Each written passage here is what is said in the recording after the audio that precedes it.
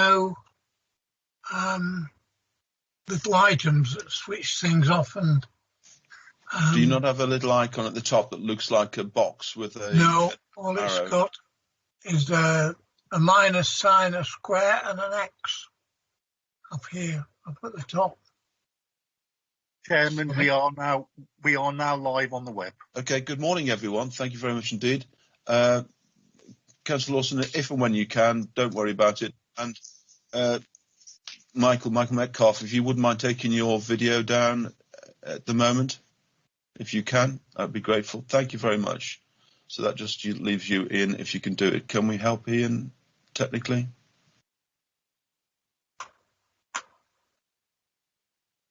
I don't know what Councillor Lawson's got on his screen, so if he hasn't got the icons that you referred to a moment ago, I can't take control. I can try and I can certainly turn his microphone off, but I can't take control of his camera, Chairman. Okay, thank you.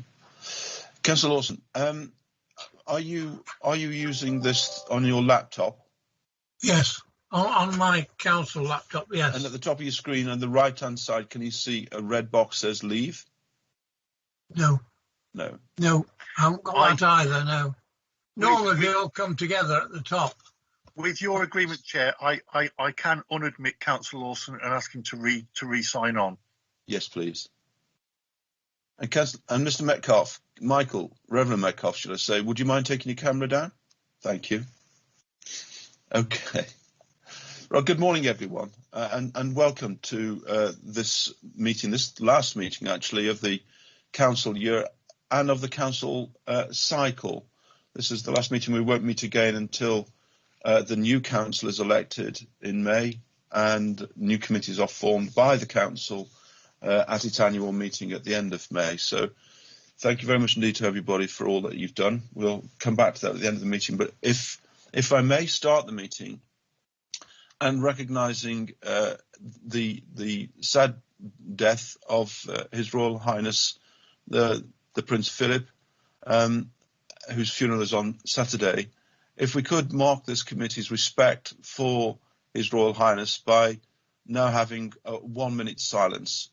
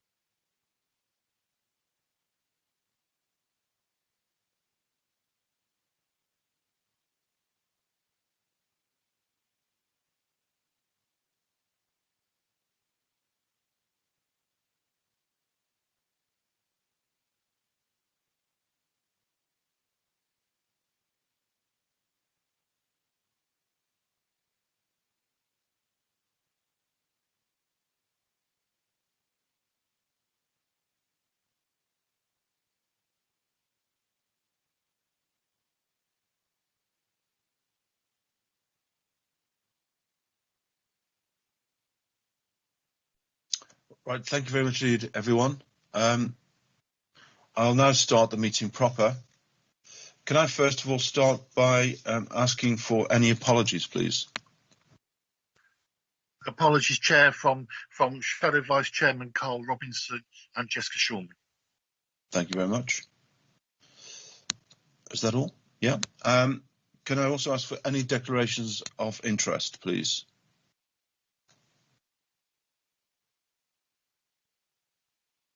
I hear none. Okay, thank you very much. For item 3, therefore, minutes of the meeting held on the 26th of February 2021. Do you agree those set of minutes? If I could have someone to propose a second. Chairman, David Smith. Councillor Smith, thank you very much. I'll second, Chair. Thank you. Thunder. Thank you, Keith. Thank you very much. So we'll then move on to the main body of the meeting. We've got a lot of information to get through today, and I must say I'm really impressed with the level and quality of the information that we've received as a committee this morning. there are some really important substantive items on the agenda that we need to get through. So we will need to work as efficiently as possible and at pace if we can to get through this, because there's quite a lot to do and there's quite a lot of detail in the background. We've hopefully put the more substantive and involved items at the beginning of the meeting so we can ensure that we've given them sufficient time. So I'd like to start, if I may, with item 4, which is the relationship between training and skills and the future Staffordshire economy. This is a report that we asked for as a committee to come to us. The committee expressed interest in that kind of relationship, if you like, between learning and training and skills providers and the economy and how the economy was developing, and whether as a county we were playing an effective role in some of the brokering and oversight of that kind of work. So we have a report that's been produced this morning by Anthony Baines, who I think I've seen is on the line, and I see we have the cabinet member as well here and the deputy leader, Councillor White. So good morning, Philip, and good morning, Tony, if you wouldn't mind putting your cameras on, joining the meeting. Morning, Chair. Oh, I'm so sorry, and we've by the corporate director as well, Darryl Ayres. Thank you very much. Good morning, Darryl. So yeah, great report, by the way. I've read many reports like this on skills provision requirements, and they do seem a little bit superficial in a sense and at high level, but this really is a very comprehensive and detailed report and really impressive piece of work. So thank you very much indeed from the start from me in terms of the quality of information you've provided this morning. So Philip, can I start with you, if I may, Deputy Leader and Cabinet Member for this area? Is there anything you wanted to add to the report or highlight in the report that we need to know that we won't have picked up by reading it? Thank you very much, Chair. I'm in the unusual position today in that I have to take a back seat because of the PERDA rules, don't I? So I think not necessarily. If I may, Philip, this is business as usual. As long as you're not announcing anything new that may impact upon the election, anything that's in this report is basically business as usual. Unless you announce, if you are announcing anything, saying that we are moving something or doing something, then clearly, and if it's new, if it's an announcement, then clearly PERDA precludes you from doing that. But we still need to hold you to account and to ask questions on this, if we may. Well, that's good. That's good to hear. So as you know, this is my first time being a cabinet member during an election period. So I will rely on your guidance on that matter. But the report, as you've said, is very comprehensive. We did, when this topic came up at one of our previous sessions, we did say that we wanted to do it justice when we were looking at the future economy and also the skills requirements that we have as a county. And I'm pleased that you feel that this report passes muster. So I'm not going to try and add anything to it because I think there's a lot there to go at, which Darryl, Anthony and I will be delighted to cover in terms of your questions. And if there are any points that come out of that where we do need to add something, then we'll be delighted to. But I think there's quite a lot there to go at, isn't there? Yeah, thank you. Thank you. So we're asked this morning, members, to do 3 things. And I think the first one is to consider that relationship, if you like, between skills and training providers and the future of Staffordshire economy, which is what this report's effectively about. But secondly, it's asking us to be a little bit creative this morning, if we can, and see if there are ways in which we can help to improve, strengthen, shape what's in front of us, and whether there's anything that we can add to this. There are some areas that possibly we might be able to do through test and challenge this morning, and that finally we agree, hopefully with the cabinet members involved in this, to come back every 3 months just to have a look at how this is progressing. Given this is a critical time at the moment, we don't really know what employment profiles are going to look like coming out of the pandemic in the next sort of 12, 18 year, 3 years, 5 years. I think there's going to be, there is going to be change, and it's difficult to judge where that change is. The report does speak to that really well, I think, but I think there are areas where we as a committee can perhaps do more. Can I just start first question, and it may be a question, Philip, that's a bit more of a technical question to Anthony Baines for me, or to Darryl, which is about the current employment profile across Staffordshire. I mean, much of the report does talk about high-level manufacturing, and in part talks about SMEs, etc. But the profile of employment across Staffordshire, and particularly that we've got a large public sector as well in the county, it doesn't kind of give us an impression of what we're looking at as a starting position. What does the employment profile of Staffordshire look like? Is there anything you could perhaps give us some idea or background on that?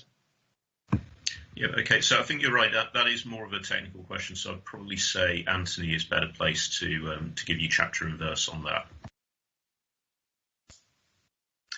Okay, thank you, Chair. I suppose the overall shape of the economy and the jobs and the workforce profile in Staffordshire is one that's diversified over the last decade. We have seen significant growth in manufacturing sector. We've got 50% more manufacturing than you'd expect to see in the average area across the UK, and we've got a bit more construction.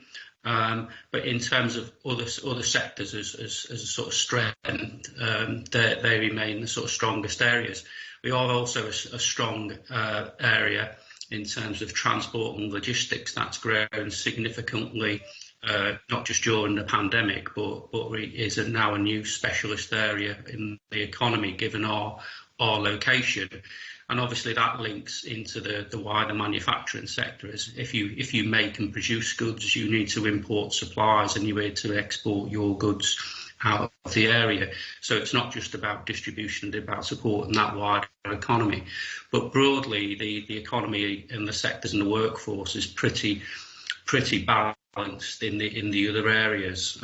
We are still, a strong destination area for tourism and day visitors. And we also see, growth in professional financial services, as well as some of those sort of specialists around health and care related to manufacturing and materials. So there's a good balance in the economy with some key strengths in there, I think is fair to say. Okay, thanks very much, Anthony. Can I bring members in? Keith Flunder, please. Thank you, Chair.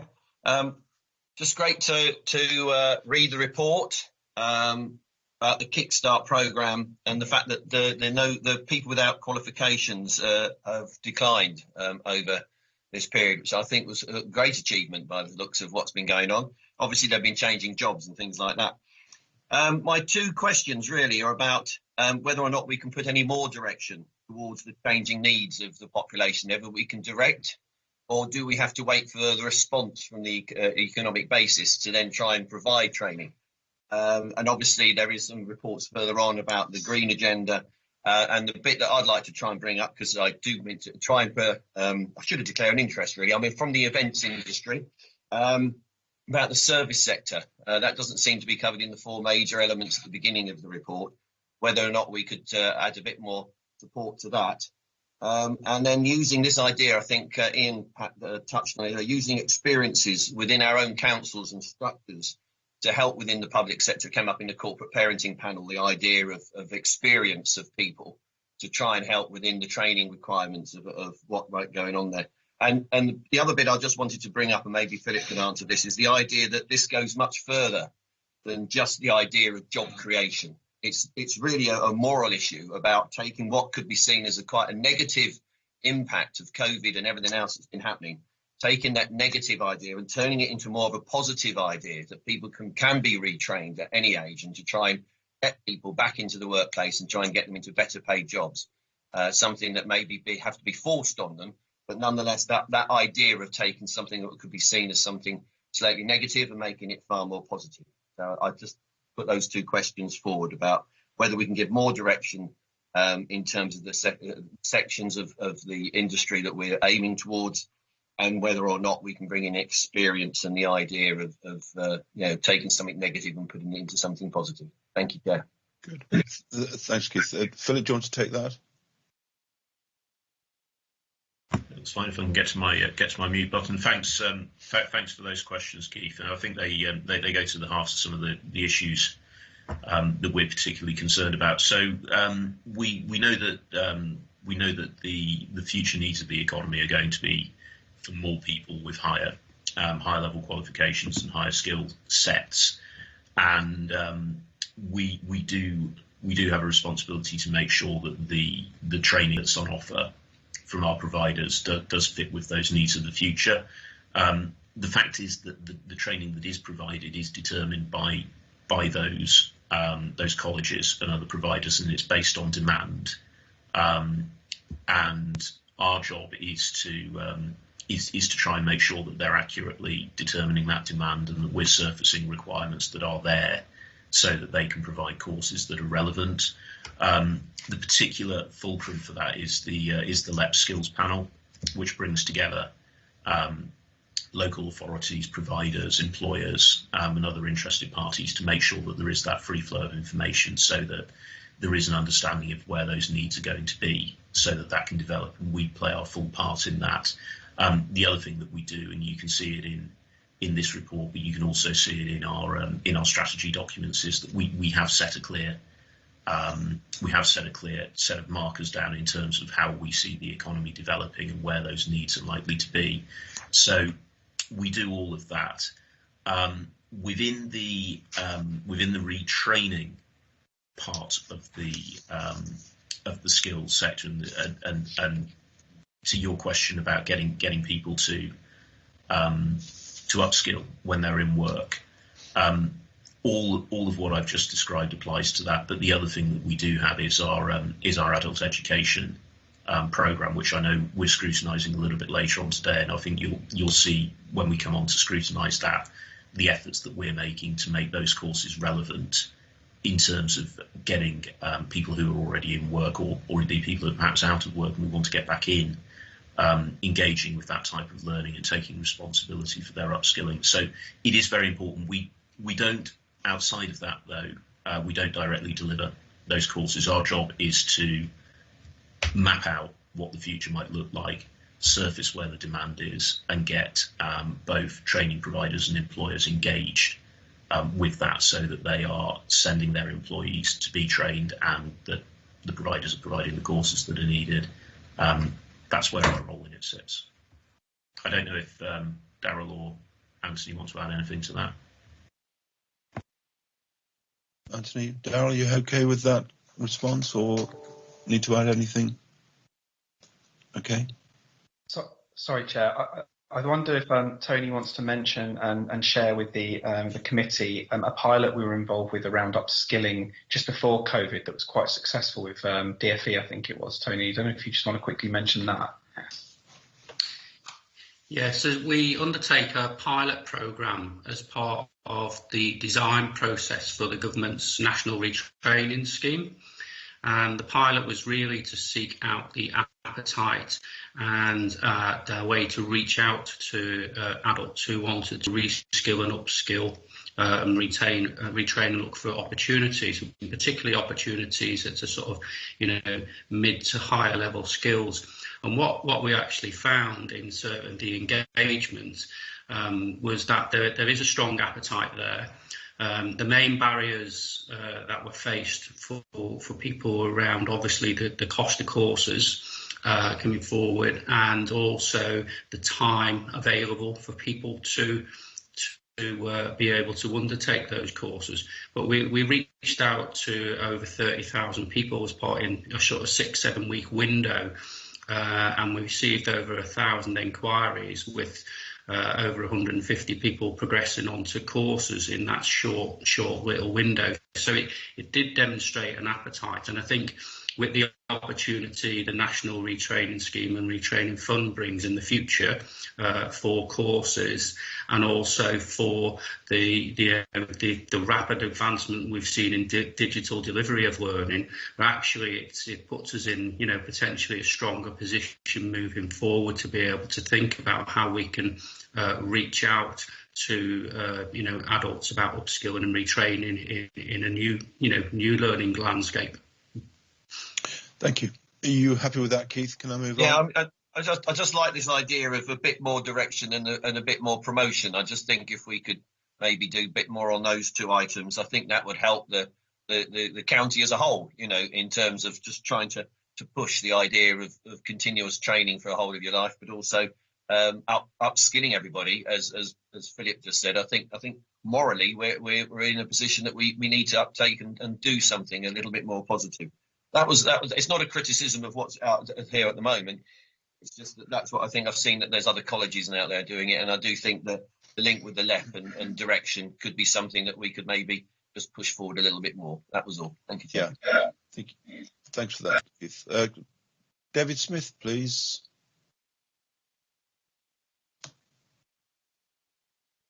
Thank you, Chair. Chair, I was interested in reading under item 2 in the summary on section where we are a greater and greater number of people, which I think is tremendous, and I highly commend the report. But it raises the point of what do we remaining 5.7 who haven't trained, and many youngsters who have, I'm very careful how I say that, but possibly the capacity to look at advanced academic training, but do a very, very good job with practical skills. I mean, no job is unskilled, whether you're a road sweeper or whatever you may do. And I just wondered what came into that 5.7% could not be trained further. And also raised the point about whether we've looked at people who choose to step down from their main career, perhaps in their late 50s, now that we're looking at retirement age at 66, and look at a job which may be somewhat different, possibly paid considerably less, but making a contribution to the community. And I think a lot of people would welcome that and step away from the pressures that there may be in business in present life. With a retirement age of 66, we are actually constraining young people from coming into business and industry. And I wonder how we're going to tackle that. Thank you, Chairman. So, Philip, do you want to start?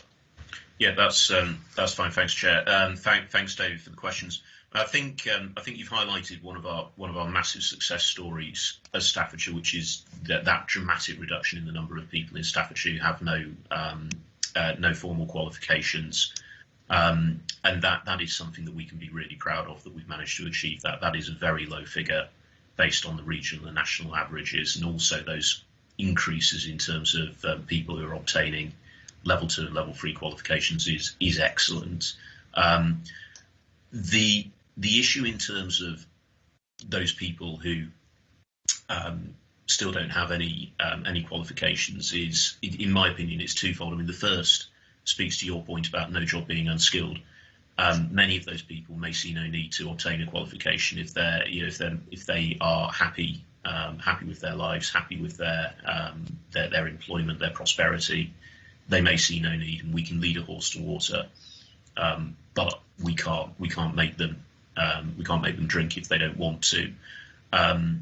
The other issue which is aligned to that is those people who would benefit from some further training but simply don't want to do it. And again, it's the same point, but it perhaps links to Keith's point about marketing and promotion of upskilling and training. And I do think there is an interesting point there. I mean, there is only so much that can be achieved through those means. But it is certainly the case that there are ample opportunities to train and upskill, and so anything that we can do to direct people towards that, I think we should. The pilot that Tony Baines mentioned is a very good example of that. Actually, that was highly effective.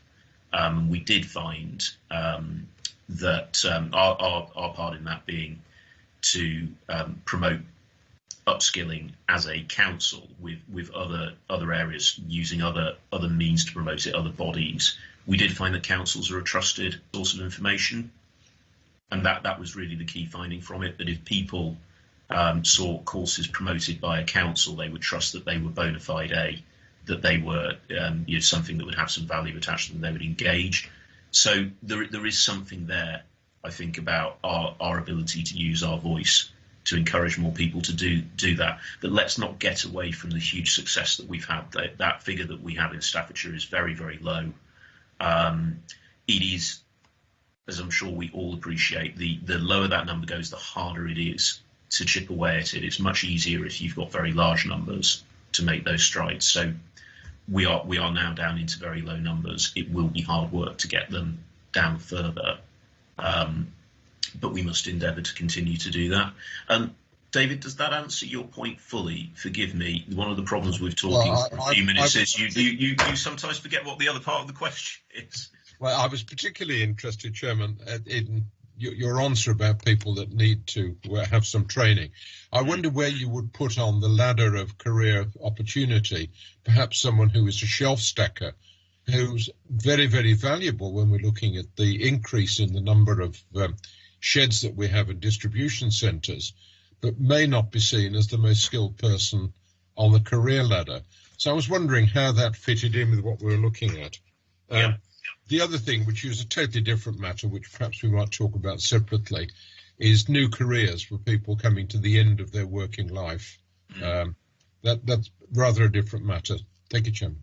Yeah, no, that's absolutely fine. I mean, on the point about, to use your example of a shelf stacker, the challenge is twofold. The first is getting that person to engage with learning.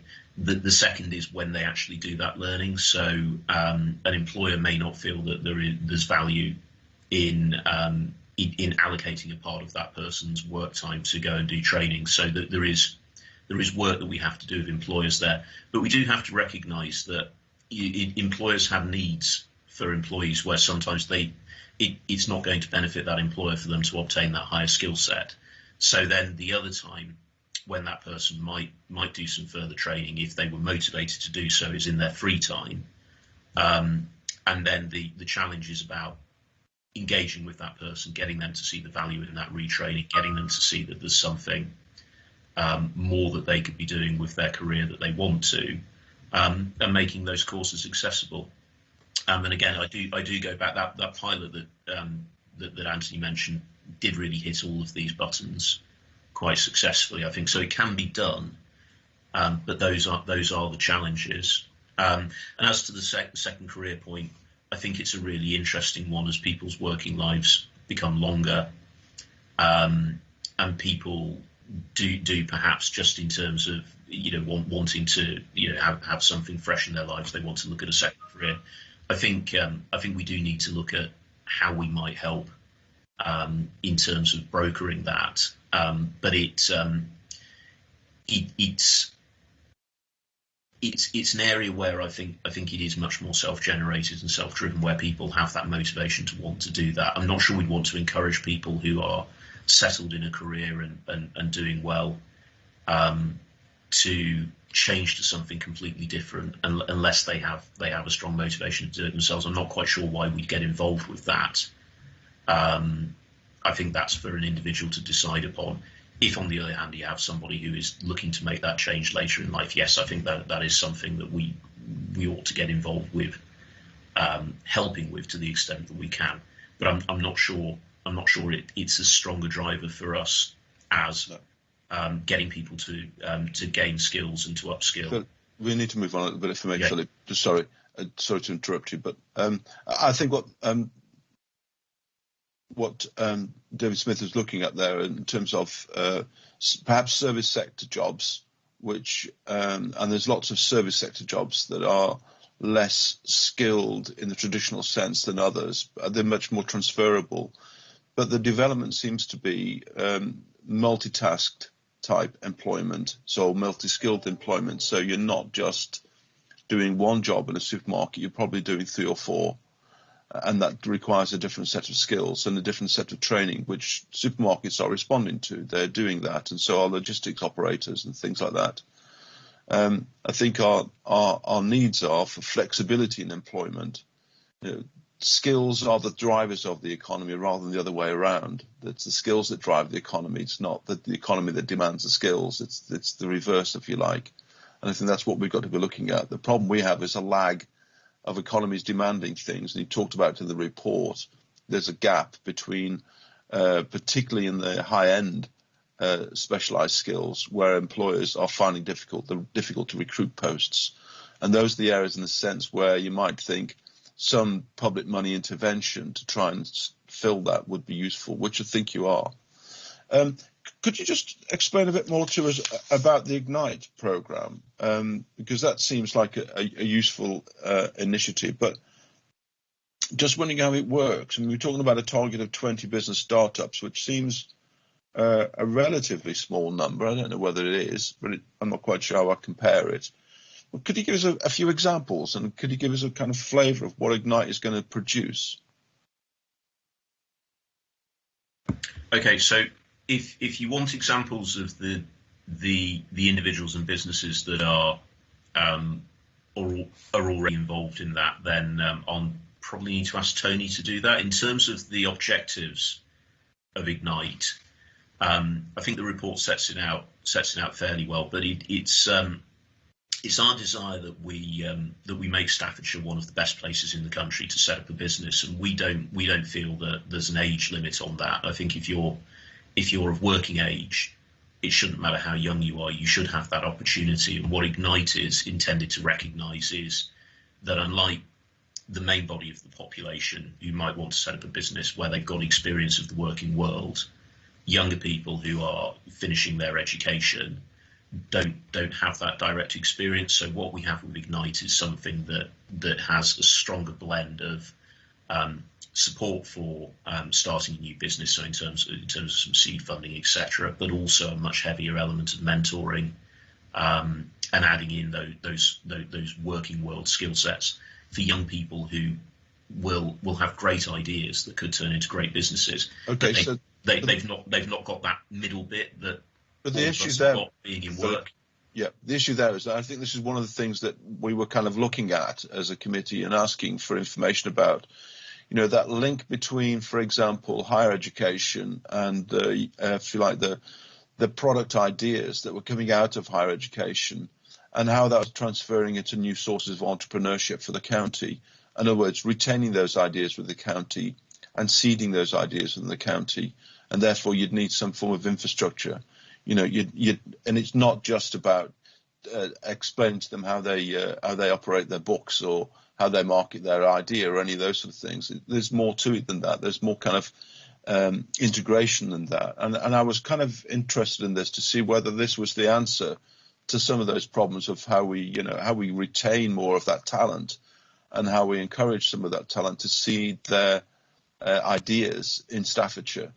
You know, how we provide in terms of the necessary accommodation and the service skills that they might need to draw on, and the coffee shops that they may need to frequent, etc. So there's quite a mix there, and it doesn't in this simple paragraph talk much about that. And I'm not quite sure if in the right place anyway, whether this is actually looking at that connection between higher education and seeding, or whether this is young entrepreneurs coming out of school and saying, think about a career in business, which I'm not quite sure if it cuts the mustard, because, you know, there is no career in business. There is just businesses that need skills. Okay, so it's not all of the things that you've just described. It is a straightforward programme to encourage people who are leaving college to set up businesses and providing them with the support that they need. That is, but a mix of the support that anybody. And typically, what does that look like?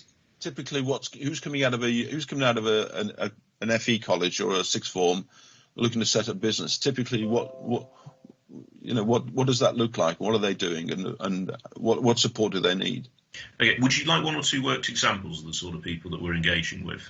Well, if you've got anything now that you could just kind of walk the course on that, you know, no, I don't mean it specifically, but typically, how do you see it? You know, as a piece of policy here, how do you see this working? How do you see people coming out of a college or something who've, you know, full of ideas, but, you know, not sure what to do next, and they're 18?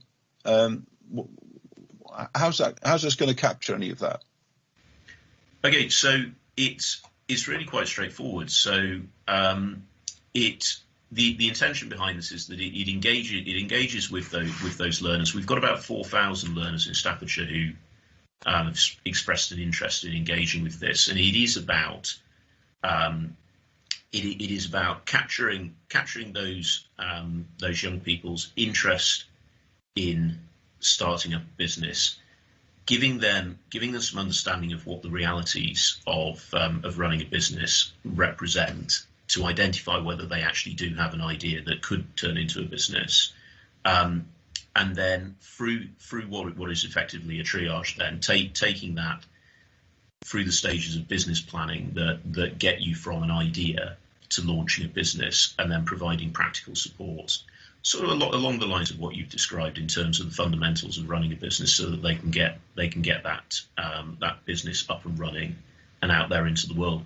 It's not, and nor should it be, something where we're going to do all of this for somebody who's an entrepreneur. It's for them to do it, but it's for us to provide the added level of support that somebody who's not been in the working world yet requires. I do want to see Tony has got his hand up. Yeah, should we bring Tony in? Needs to provide a couple of worked examples, because I think that might illustrate it a bit better. Tony, can you come in for us, please? Thank you. Yeah, thank you, Chair. Just to add on the Ignite scheme, a bit of the background details. This scheme originated through the work we've been doing around the response to the pandemic and the recovery, our work with the FE colleges across the county. And the feeling was that there was a gap in the market, and that was there an opportunity to offer young people, particularly 16 to 18-year-olds, the chance to start their journey into setting up their own business a bit earlier than what they normally tend to be able to access in terms of support. So the scheme builds on some existing programmes that are operated generally out there, but is focused and tailored towards young people, and embedded in the work that FE colleges do around the development of their students and their progression for their future career.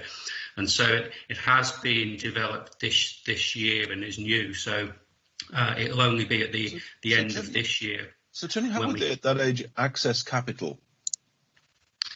Well, the idea is it's a progression route on when they achieve 18, when they're leaving college. So it is aimed at that sort of final year. And then there's a range of obviously sources of capital. We offer grant schemes ourselves through the county council. You can access support through DWP and the Job Centre and New Enterprise Allowance Scheme. You can also get loans to start up your businesses, and some of the banks offer start-up support as well. So it is a pilot. It's early days, but we've had a lot of interest from young people. We've delivered those classroom initial engagement activities to over 4,000 students to date, and we've got over 70 students looking to take up the dedicated 1 week course to actually find out a lot more. So it is early days with that pilot, but we have seen a lot of interest in the scheme. We've also, as part of our Back to Business programme, been working with the borough and district councils to look at how we can expand this scheme. So initially it was aimed to run for the next 3 years, and with the additional investment we've been able to bring in, working in partnership with the district and borough councils, we're looking to pilot it in schools as well, in school sixth forms. From September this year. So it is an early but expanding pilot programme with the ambition that over the next 3 years, as we begin to see, those new startups potentially come forward, we'll be able to learn from them, their experiences, but also be able to use them as mentors and feedback into the programme about how it should be developed and could evolve, but also share their experiences with the young people starting on that journey as well. So it is a pilot, and it's going to be a learning experience. And how much is being invested in this by the county and others? In total, we've invested £165,000 over the 3 years, and we've got additional contribution from the borough and district councils coming forward as well. So we've got an additional. And what does that pay for? That pays for the development of the classroom-based session, which we've done this year. It leads to the development of an online platform where you can access the sort of, some of the fundamentals about starting your business. And then it links into this dedicated sort of 1 week intensive period of sort of training and development that undergo. And then the ongoing support links through the Chamber of Commerce and links to some of their mentors. Great. Thank you. David Smith, please. I'm trying to move at a bit more pace, folks, if it's possible, just so we can get through a huge amount of work. Can I just... I'm very interested in listening to the new business startups. Having been there and got the T-shirt, I know some of the hurdles that people have to overcome. And I can tell you that when you move from a well-paid job within an organisation to set up your own business, the day you move into your little pokey office is the loneliest day in your life. The second thing is that all the people, although you come from an experienced background, that promise they're going to come and do business with you, only about 25% of them ever materialise. So you live on promises that don't happen. And then I would also look at the reaction of established business to new businesses.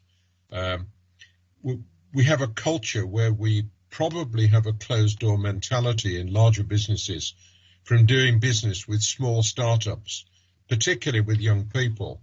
And I think that's something that we need to overcome. But I would particularly look at the good side of things. I mean, I work very extensively with Staffordshire University, and I look at the works that they're doing in the graphics industry and the games development. People's age and experience and background is of absolutely no importance whatsoever. They just look at what they're currently doing. And I wish we could develop that mentality much more so than perhaps it exists at the moment. It's a tough road to start your own business. Okay. Thanks, David. Members, any more questions, please, on this? Otherwise, I've got one or two. Yes, Ian, if I may. Yes, please. That's Lawson. My hand's not working. Okay. Just talking about going back to what Anthony was saying, my old school has started a system now where school leavers ring up old codgers who sort of coming to the end of their working lives, like me, and find out what we did when we left school.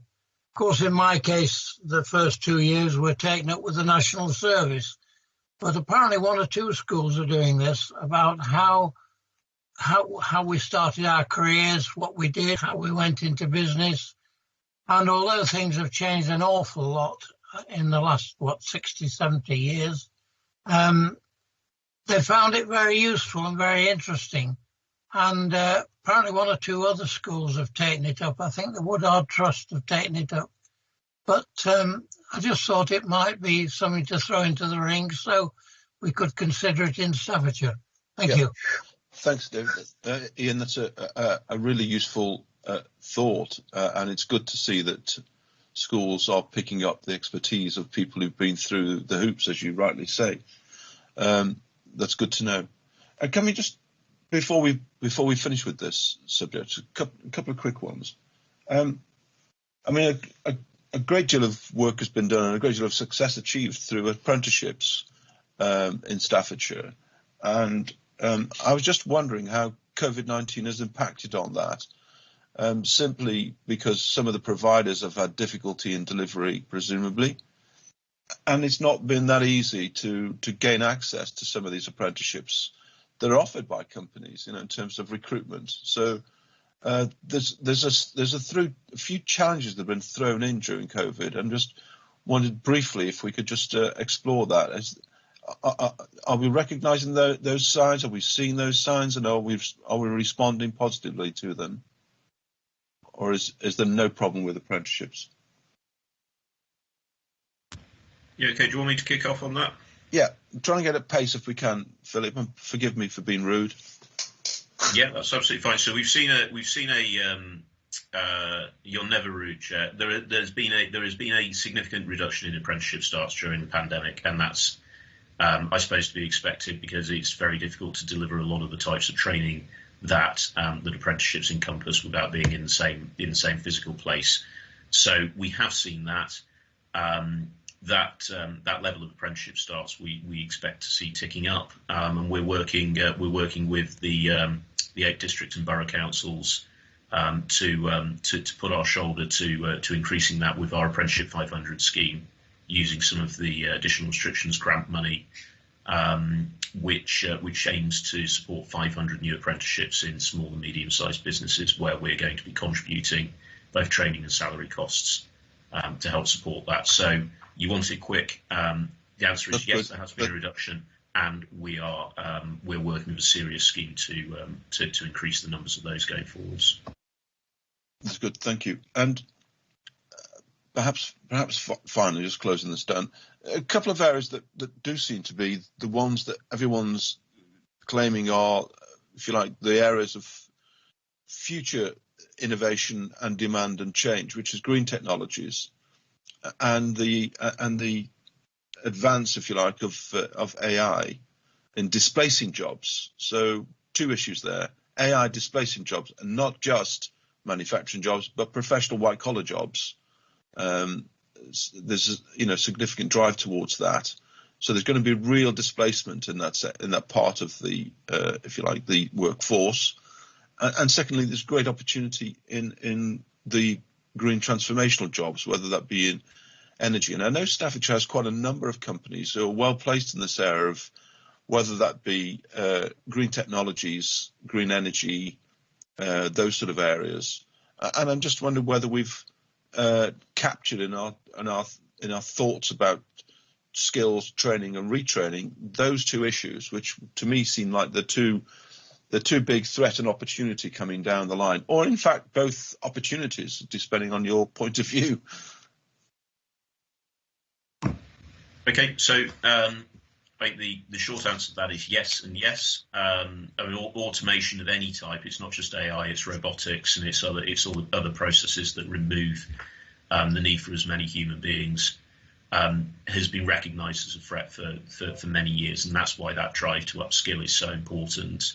And it's why our drive to attract employers who are going to be offering jobs that do require human beings is also very important. And we've been pursuing those 2 things for many years. And I think that's expressed in this report, but also in our various economic strategy documents. In terms of the green economy, you're right. We've got a great opportunity there. We have got a good number of employers who already, I think, would fit the description of being green economy employers. I think the really interesting opportunity for our part of the world, though, is probably within the energy part of that greening of the economy. I think we benefit in that respect from our central location in the country. There are parts of that transformation in energy where Staffordshire is well located, and with the right sort of businesses to be able to drive that. So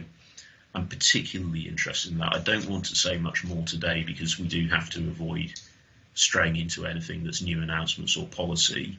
But it is something that we have a very strong focus on, and there is a lot of work that is ongoing to make that manifest in Staffordshire. More than that, I'm not really comfortable saying today. Yeah. Okay. But it's a big fat yes. Okay. Good. I think robotics and AI are going to displace more than kind of manufacturing jobs. I mean, surgeons, pilots, lawyers, accountants are all in the frame for, scarily for a bit of robotics and AI, and things becoming more accessible, even though they're extremely skilled at the moment. So there's a real threat in our economy. Yeah, and I have to say, although we want to move on at a pace, you're right. The idea of going under the knife with under a cyber knife might seem pretty scary, but the success rates the robots can achieve with certain operations already above surgeons is a great example of how it's not just the lower skilled workers who may find that their jobs aren't there anymore, but the flexibility and the capability of the human brain and the human being will always outstrip technology, provided we do provide the education and training opportunities that people need to realise that potential. So it is absolutely a benefit to society that we have those new technologies, but we do need to move on in terms of what people are doing. Thank you. Thank you for that, Philip, and Tony and Dal. Thank you very much for your input on this item. I think it's one we'd need to come back to, as we've said in there, probably quarterly or so, if the new committee desires that. Simply because it's such an important part, such an important component in the economy, and prosperity of the county, not just from an employment point of view, but the thing that really drives the economy. And if we can get this bit right and county's role on this, and I think we'd like to ensure that we play our part as scrutiny to support and drive that. So thanks very much for your time and on that one. I think you're still with us, Philip. If we can on item 5, if we can move on then, folks, to item 5, which is the Economy Recovery and Renewal Transformation Quarterly Update. And this is a report that does come to us on a quarterly basis, just to take a step back and look. And I think it's particularly useful and important and interesting to do it right now, given where we are in the economy and with the pandemic. So, anything you want to add to this, then, Philip? And I'll also include to that, Anthony, if there's anything you want to add to the report that highlights anything that's significantly different. No, I think all that I'll say is, I think as the report evidences, the Staffordshire economies continue to be very robust, and we're seeing an awful lot of green shoots as well. So we've retained a very good level of activity in the economy throughout the pandemic, but the report does demonstrate that activity is gathering pace, and that's very encouraging. And it's particularly nice to be having this conversation in the week that people have been able to go to the shops for whatever they want and buy a beer and, like me, but unlike Anthony, have a haircut. So it's feeling very positive, I think, but I'll welcome your questions on the specifics. Anthony, sorry we're getting personal haircuts here, but anything to add? No, Chairman, nothing else to add, thank you, other than, yes, I recognise my hair dilemma. No, well, we didn't know whether that was an intention. So we'll move on. David Smith, please. Chairman, could I just ask on item 20C, where we're talking about self-employed income support, are we satisfied that we've now covered all of those that previously fell out of the bag? I can think of lots of businesses that were complaining desperately that they didn't qualify, and I wonder whether that loophole's now been covered. Thank you, Chairman. Loopholes. Yeah. Okay. So my position on this is based on personal experience, actually. So I run a small business, and it is a limited company. And I've had very little support indeed from government, and I've not seen anything change since we last came together that would provide any further support on that. So there are still gaps in the offer. People who own small limited companies being, I think, the most notable group, and there has been an effort to close the gap in terms of some of the people who fell outside of existing schemes based on timings of when they started a new employment or set up a business, but there are still gaps there, and I don't see those closing, unfortunately. And I say that from personal experience as well as looking at Staffordshire more broadly. Anthony, I don't know if you want to add anything to that. No, other than we have seen unprecedented levels of support for the economy and for companies, but sadly there are people who still fall through the gaps, and what the government I know has worked hard to address that, and we've also worked hard locally, not least through our emergency grant scheme at the beginning of the pandemic. But sadly, we just can't help everyone as much as we'd like to, and we are where we are, unfortunately. Okay. David, are you happy with that? Seems like it. Okay. I suppose not happy, Chairman, but understanding. Understanding, that's good enough. Thank you. Yeah, likewise, David. So, on item 12, again, you talk about something similar to the furlough scheme. I just wonder whether we've got any kind of more accurate fix on what employment levels look like and how much furlough is masking it.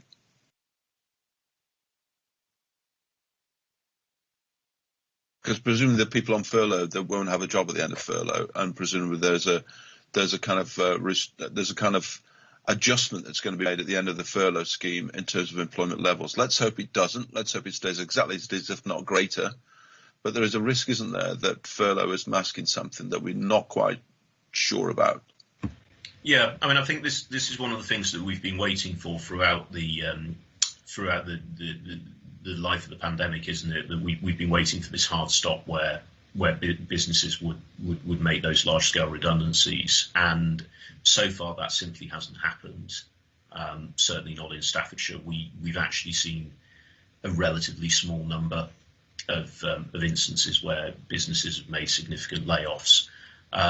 We've still got, in addition to Anthony, we've still got Tony Baines on the call, who is our lead in terms of our work with DWP and others when we have a notification of a major redundancy. I'm not aware of any of those that we've been notified of at the moment, and that cliff edge at the moment doesn't appear to be there. That's not to say that there won't be at the end of furlough businesses that will make redundancies, but except that, Philip, when you saw that shops reopened on Monday, Tuesday, that quite a number didn't open, and that's interesting from the point of view that may well be that those people are still living in a furlough world, and the return to work isn't likely to be there. But we don't know until the end of furlough in September, and it's that in a sense preparing ourselves so there may well be some adjustment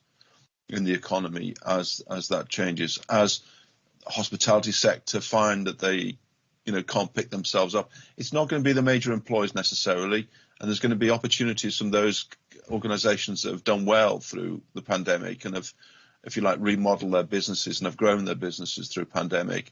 It's those that are, in a sense, didn't have many options except to close and to sit tight, and the ones that were, in a sense, not robust enough to be able to bounce back, but are still kind of treading water through furlough. Daryl, you got your hand up there. Yes, so in January this year, 15% of our working age population were in furlough, which is about 55,000 people. What we saw last year when the restrictions lifted last summer, if everyone recalls that, when we had the things return to a relative version of normal, we were expecting the same cliff edge to appear, and it didn't. Right. But that doesn't mean it won't happen again. It's not being naive. It's just worth looking back at that history and understanding what happened there, because we were bracing for what might happen, and we didn't see a significant spike in unemployment. And again, furlough could have been masking that, because those same people could have been furloughed then and all the way through. We were working really closely with DWP and other partners around trying to understand that data, that furlough data, which is quite difficult. Because the data is obviously protected as well from a government perspective. What I would suggest, though, is that as the restrictions lift over the next few months, and as furlough runs through to September, you'll start to get a feel very quickly for those businesses that haven't reopened. And that will give you, therefore, a kind of rough estimate and a rough feel for what those number of people are that are left in furlough through, say, June, July and August. And therefore what that cliff edge really looks like in terms of scale and size. Really hard to predict right now, but of course, yeah. But to give everyone a sense of where we are, in January it was about 15%, and we did see furlough numbers drop last summer, but unemployment numbers not rise. So it's just that lockdown 2 and 3 have been longer, so it's a double whammy, and probably deeper. And the issue is some of those businesses that don't bounce back, some will be marginal, and therefore some intervention may save it, and others will be, catastrophic and therefore unable to bounce back. And it's that intervention area in the margins where, the economy may well be helped through those kinds of more targeted interventions. And I would have thought that's something that you could equip the LEP or challenge the LEP to be able to consider strategies that may well be able to pick up, particularly the SMEs and hospitality and retail, and that may well not be able to, and service that may well not be able to recover, but might be helped through some marginal intervention. Yeah. Okay. Any more from any more? It feels like I'm asking all the questions this morning, folks. I'm really sorry. Unless anybody's got, please pipe up. But if not, the piece on I think it was 19B, partnership with four small business, the Federation of Small Businesses and County Council, etc. Not quite sure what the offer is there. What is the offer? Okay, so if you want to take a look at the offer, I'd suggest visiting the FSB website. But they basically offer a full suite of back office services for small businesses.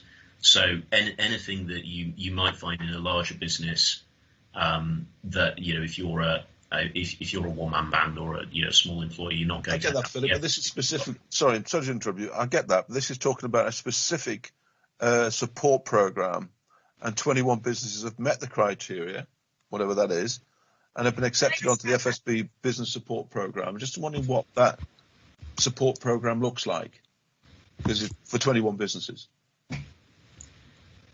Okay, right. Anthony, do you want to?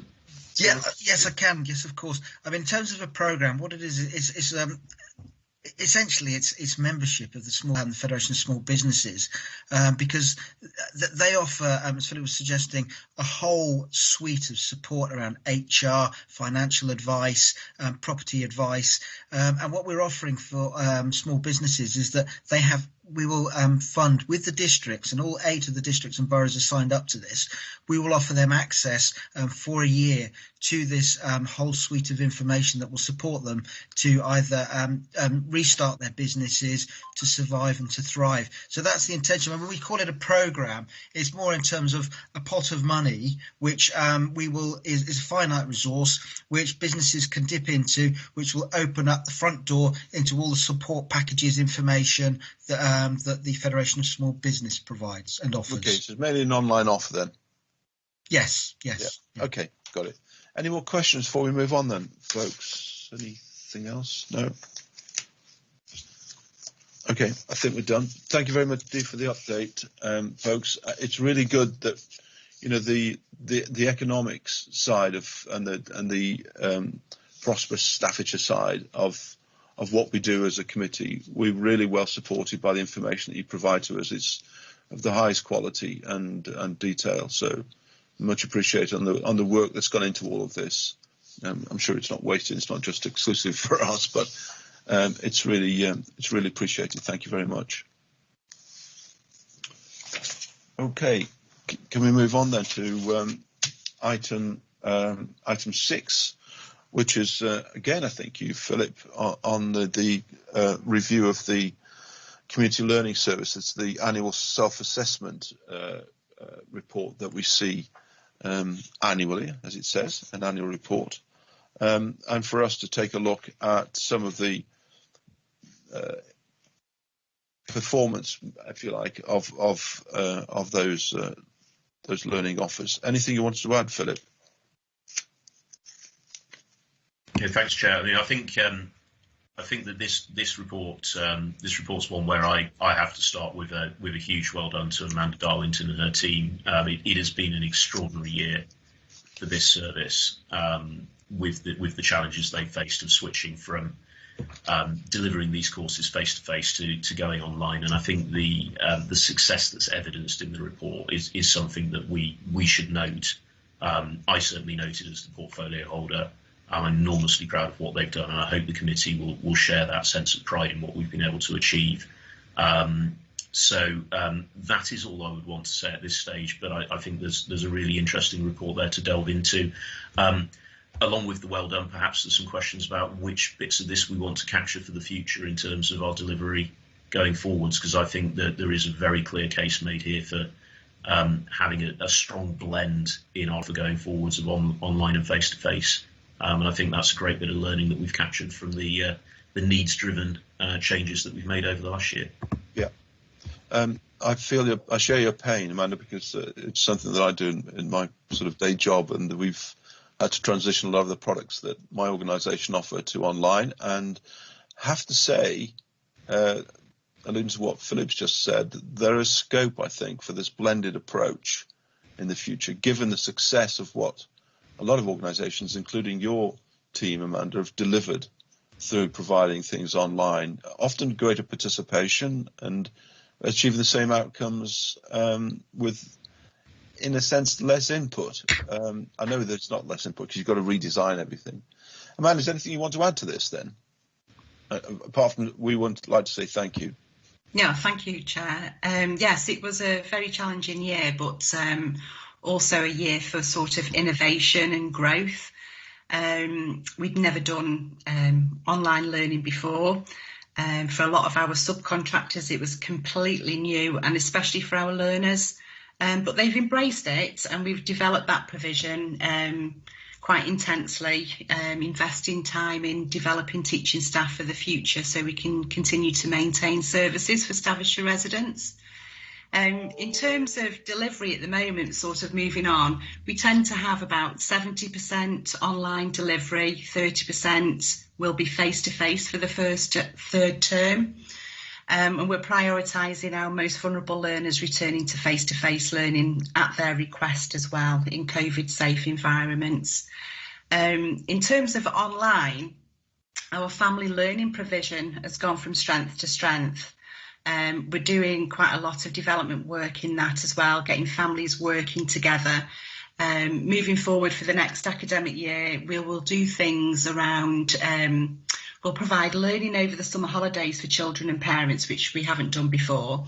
And we'll do things around climate change and sustainability, and maybe screen time into green time, and how you can bring the outside indoors with technology as well. So it's discrete ways of developing digital skills as well.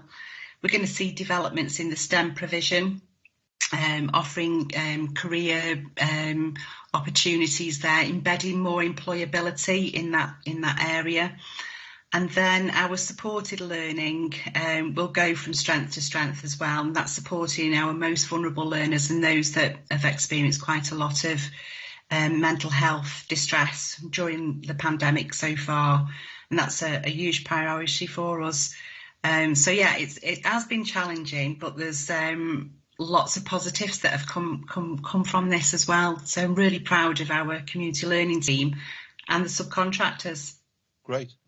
Thanks, Amanda. Thank you very much indeed. We'll come back to some of those points in the report if you may. Can I bring in Tina Clements, Vice Chairman, please? Thank you, Chair. Again, a massive well done to Amanda and the team. And I agree that online learning has actually made most of us more productive. I know I did quite a few online courses in lockdown while my business was closed, so I agree with you there. My only question is what support have we been given to people that won't have access to online?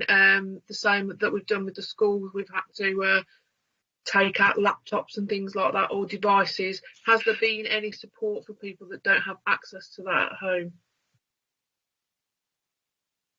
Do you want Amanda to answer that, Philip, if that's okay? Yeah, that'd be great, thanks. Sorry, I dropped out for a moment there. My signal. That's all right. Yes, thank you.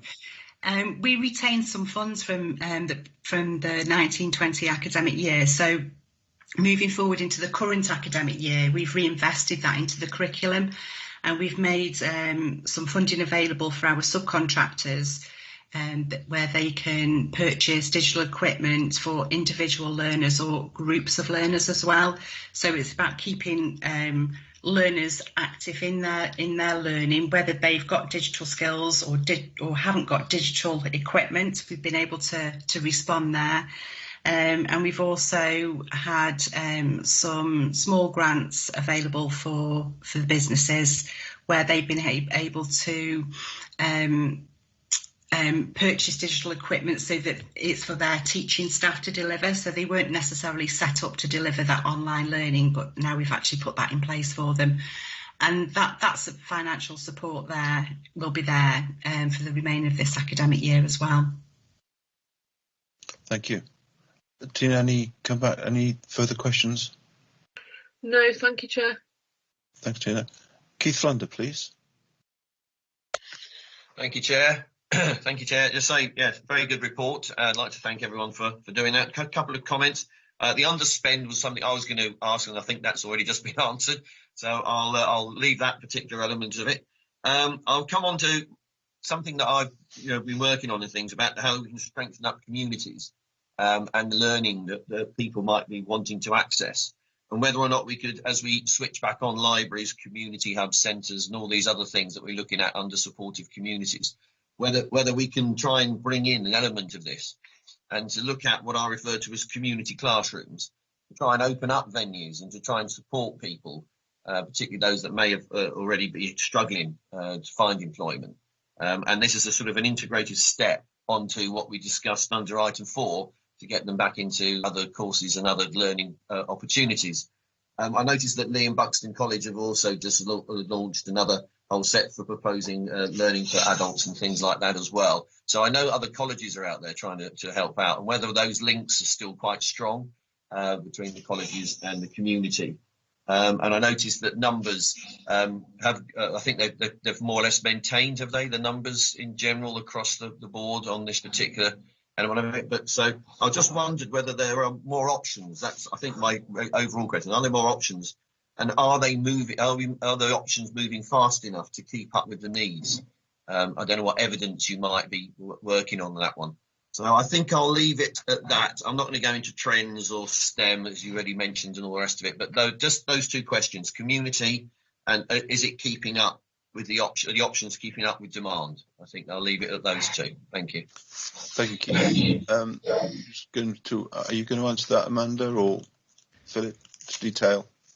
So I'll kick off if I can. So thanks, Keith, for the question. I mean, I think that it's important that we're always reviewing how we deliver services, and we've discussed the fundamental changes of the last year, but we need to now bring that into a stable state for how we think this is going to work over the coming years. But and some of that is going to be face to face, and I think one of the opportunities in that is as we have by necessity swept away the face to face delivery we had previously. We're not bound by how we were doing things previously, so we do have that opportunity to look afresh at the sorts of settings and the precise way in which we deliver the face-to-face elements of this training. So we have got those opportunities to look at those sort of things. We do a lot of work in terms of trying to engage with people to get them back into employment already. But your point about do we want to look at those kind of sort of almost like work clubs that you're talking about, and I know you've talked about before. Yeah, I think that's really interesting. And I won't go any further than that because I'm really cautious about straying into policy areas today. But we've got that opportunity to look at everything afresh right now. And I see Amanda nodding. Perhaps you'd like to add something to that, Amanda? Yes, thank you. I think it's really important that we support our learners and our residents to actually have confidence to access community facilities. So we will be doing a good balance of delivery in communities and actually accessing facilities and activities and projects that are already out there and building stronger partnerships as well. It's only to our benefit and obviously to our learners as well.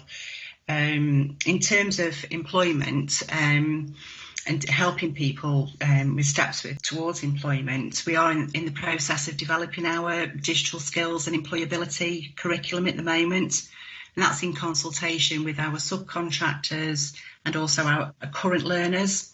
What do they need in the future to move forward? And one part of that is working with the Library Service and the National Career Service and Chambers of Commerce. We've got some strong links there as well. So I think as we move through term 3, we will develop that provision, we'll test the water, and then we'll have a stronger offer ready for the next academic year as well.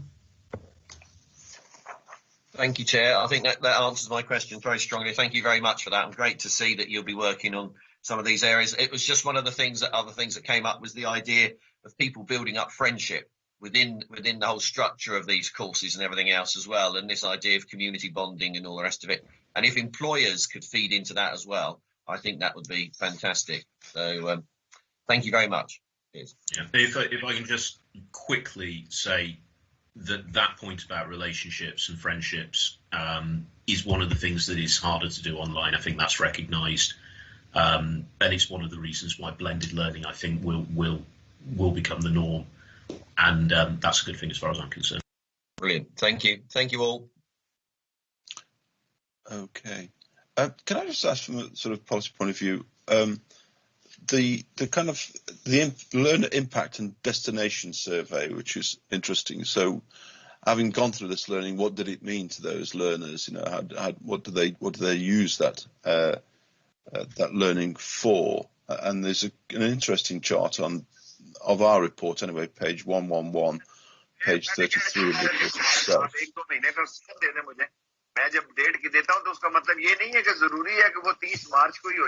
I'm not sure if you've been okay, it's gone away. It's on page 33 of the report, or 111 of our report. There's a useful table there. I'm just wondering whether there are any interesting trends that are coming out of that. You know, we talk about in here, you can see 43.8% going towards employment from their learning. That's what they've used it for. I'm not quite sure if that's a high number or a low number. I'm not quite sure what the trends coming out of this look like. I wonder if you could put some colour into it, just a bit of commentary, Amanda, on that in terms of how this is having impact for learners.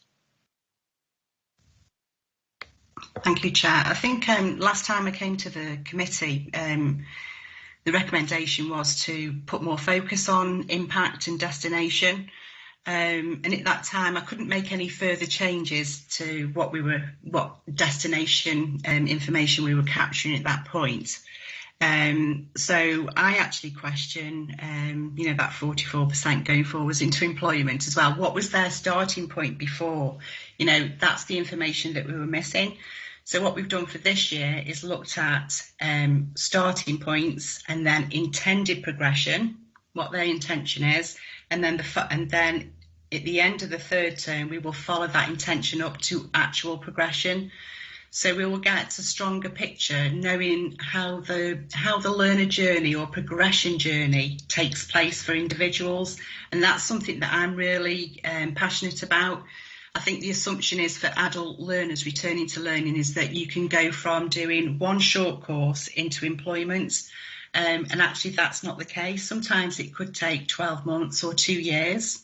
We talk about low skilled jobs or low qualifications, those kind of people. Sometimes it takes a little bit longer for those target learners to move forward.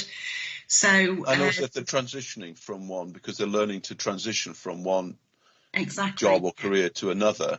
So presumably there's a starting point, which is the learner's objective. Why am I taking this learning on? It's because I want to either just self-improve, or I want to get out more, or I do want to actually improve my employment prospects. So it's a comparison, isn't it, really, in terms of what were the learner's objectives at the start, at entry, and what are the learner's achievements at exit. And did we therefore meet and fulfill that kind of that learning objective? Yes, and also because everybody has a difference, don't they? Yeah, and also it's interesting. It'll be interesting this year because we'll be able to follow it up and say, well, did you move into employment? Yes, I did. What was it? Was it full-time, part-time? What sector? I'm really interested to find that information out because that will really inform our curriculum development and the service development, really. Yes. I mean, that's the key to it all, isn't it, really? So what at the end of the day? And the so what doesn't have to necessarily be employment. It could be as other things that down here, which was people moving to voluntary work or getting the confidence to do other things. Participation generally is to upskill people just to participate in society. As it says down here, it's a massive percentage, and it's a really interesting angle on this, that it isn't all about finding people jobs. Some of these things are making people into more confident citizens, and that's an important part of what you do. So thank you for that. It'd be interesting, Amanda, in terms of if there is any development that you or thinking you can do around that would help us next time, just to appraise that would be really useful.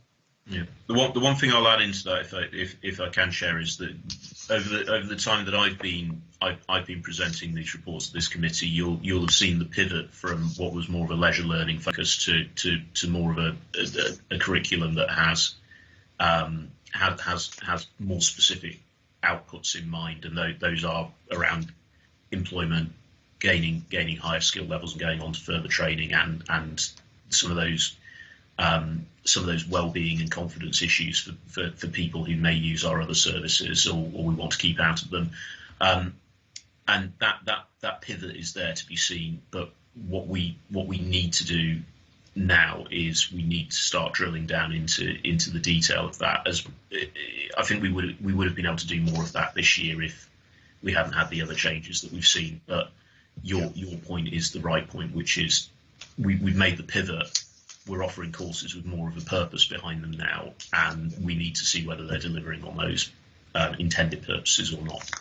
And I would just check with you whether this information that you provide in this report is something which is some form of obligation to someone that you have to provide this stuff. But I'm not quite sure, for example, what the participation by ward across Staffordshire tells us. Interesting, and we all look at our own divisions and our own wards, but I'm not quite sure, what kind of thing, whether you collect it for a different reason. But if you don't have to collect it, if you only collect it for this kind of reporting, for me, I would say there's much more interest in actual course qualification, course quality, learner satisfaction, and learner achievement is the key things I think we're really interested in.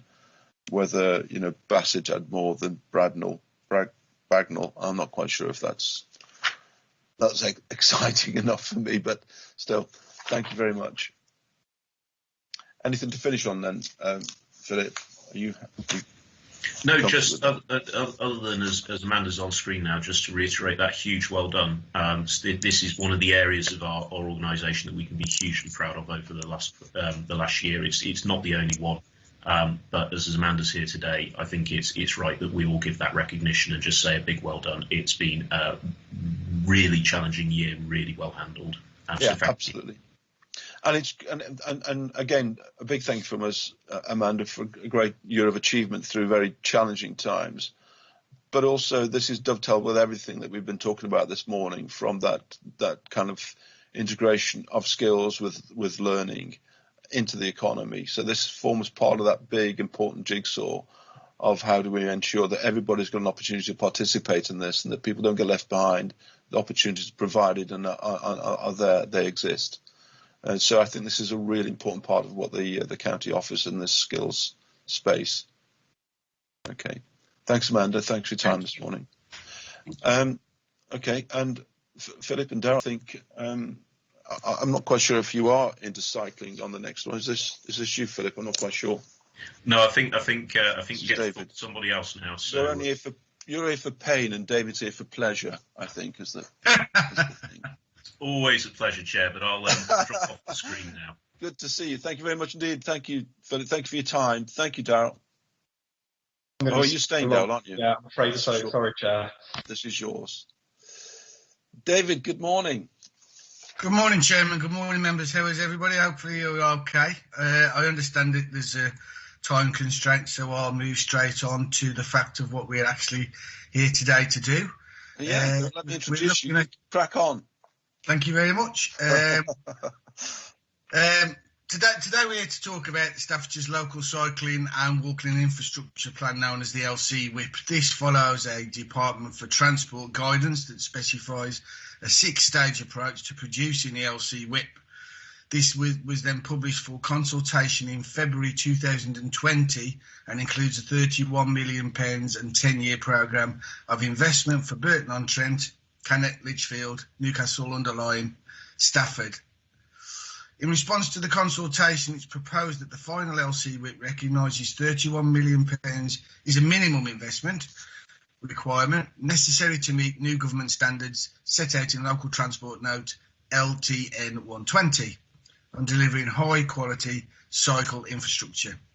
The LC WIP has also been expanded to acknowledge the walking and cycling needs throughout Staffordshire, which will also significantly increase the £31 million funding requirement. Members today are being asked to review the LC WIP and offer any further feedback for consideration before it's published in the final version. Active Travel England is a new inspectorate. They will also be publishing annual reports on highway authorities and grading our performance. Therefore, going forward, every opportunity will be sought to secure additional funding for walking and cycling, and the LC WIP will be the basis of future funding bids. It can also be used to help negotiate development contributions through the planning consent progress. Progress has already been made on securing funds to deliver schemes, to further develop high-quality LC WIP schemes and implement complementary behavioural change programmes. Policies and proposals within the LC WIP will be integrated into other policy documents such as the District and Borough Integrated Transport Strategies and different local plans. I now hand over to Clive to take the mantle for more of an introduction and be able to take questions. Thank you, Chair. Clive, good morning. Yes, good morning, Chair. I'm going to be joined by Annabelle Chell, who's put a lot of the work into this. But just as to sort of set the scene, the LC WIP needs to be seen in the context of encouraging active travel. So there's still, I think the latest survey data is that over 70% of car trips are less than 5 miles. So the LC WIP is about tackling those journeys and trying to encourage modal shift. So back in 2017, DfT introduced the concept of an LC WIP, and we were one of 39 authorities at that time who successfully bid for monies to produce one, and Annabelle can go into a bit more detail on that. So as explained in the report, the LC WIP is required in order for us to access funding from DfT. So in that respect, it's a critical document going forward for our aspirations of cycling and walking in Staffordshire. Annabelle, do you want to join us? Good morning, Annabelle. Good morning. Do you want to put your camera on so we know you're here? Yeah. Good morning. Good morning. Thank you. I'm not sure what do you else want to add anything to add in particular. I think that's quite a good summary that David provided. Good. So are there any questions? Okay. Right. A policy question for you, first of all, David. What's the vision here? What would it look like when you've completed this? What does travel and transport look like in terms of cycling and walking in the county when you've invested all of this? What's your vision? Well, I think the vision going forward is to remove some of the vehicles from the road who could utilise active travel, be healthier, help reduce obesity, but also improve our air quality in the county. And that is one of the main things that we're looking at doing, but also making sure that we respond to our communities about what they want, ensuring that people can utilise their cycling more safely in areas. And it has been unfortunate, I have to say, that the government's criteria for the LC WIP has been very restrictive as to rural areas. So I have lobbied the government on this, and the fact that their criteria doesn't really apply to a lot of rural areas, and as you can see, it's mostly in the towns. But from a vision for myself, it would probably be to look to incorporate so that people can use walking and cycling to go from town to town in a safer way. Great, thank you. Can I bring in Keith Flunder, please? Thank you, Chair. I thought I was second on the list there, but there you go. Right. Thank you very much. I'd just like to say thank you to the officers. Some of you have known that I've had some, shall we say, some interesting emails and things been flying around over recent weeks. And I'd just like to thank the officers or give them the opportunity to thank, and David himself for looking after those concerns that I had earlier this month. I won't go into any detail because it does relate to what was going on at the moment, shall we say. I have to declare some interests as well in the fact that I'm on both the county and district environmental groups, etc., etc. And I actually do chair a transport and travel group, a working group at the district council. And a lot of what you'll see in front of us today is exactly something that we've been looking at in recent months and weeks, as it were, in fact, going back some time now. And it does actually dovetail really nicely into what we're doing. And so my question's really about, and David's already said that the rural limitations on the actual project might restrict some of these answers, I'm not sure. But the idea of linking to rural routes away from these 6 major development areas, I think, is something that I would ask if that was possible. And for that then to go into the idea of consultation with districts and other groups. I've come across at least 3 or 4 different cycling groups, for example, across the district who want to try and access it, not just for leisure, but the idea of what you've already said to reduce CO2 emissions, to try and get commuters, shall we say, linked through cycling routes is a very important part of this. And I do think that linking straight off and you've mentioned the Urban National Network and Route 55 in Biddulph, for example, but linking across into other towns and the surrounding areas. I noticed Hendon, for some reason, is mentioned on one of the diagrams. I'm not sure quite why that is, but nonetheless, it's there. It seems to be quite important within the National Urban Cycling Network, and then off into Cheltenham and Leek and all these other areas. So I'd love to see some more consultation in that area, if at all possible, and some idea of improvement of those links into those areas, because I think there's quite a lot of work to be done on that front. And I just wanted to find out, really, in terms of whether or not you'll be looking at potentially other routes or just the routes that you've identified in the report at the moment. By this, we've had quite a lot of issues around Cheadle as well, with old railway tracks. Not just canal routes, which I think is fantastic, by the way. The canal routes look really good and strong, and I think that's a fantastic element of it. The National Cycling Network, and then you've got bridleways and old train routes as well. And I just think this linking in to those networks would, in fact, drive that CO2 reduction idea and concept that has been highlighted in the report. Finally, can I pass some of this information on to the districts and the various committee members that I have? Thank you very much. Cheers. It's a public document, Keith. Yeah, so that would be great. That would be a thumbs up then. Yeah, public document. Please do disseminate as you like. So we're talking about, David, about consultation, whether there's sufficient consultation with districts, etc., and whether there's I can't remember the other part of it, but you might remember. Thanks, Ian. Yeah, actually, I've got to say, I will be handing over to Annabelle, but I think the consultation and the way we're doing consultations as well currently is one that I think is absolutely exemplary. I think Annabelle has done a fantastic piece of work with this and the consultations that are currently out there.